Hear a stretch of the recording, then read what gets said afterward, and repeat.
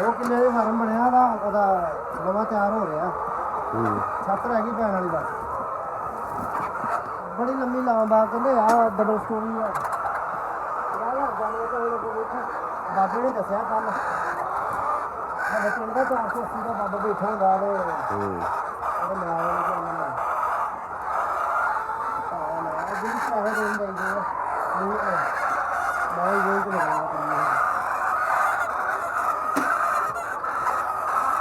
ਦੱਸੋ ਕਿੰਨੇ ਲੱਗੇ ਉਹਨੇ ਜਾ ਰਿਹਾ ਦੱਸੋ ਕਹਿੰਦਾ ਜਾਣਾ ਉਹ ਤਾਂ ਚਾਹਣਾ ਫਿਰ ਚੱਲੀ ਆ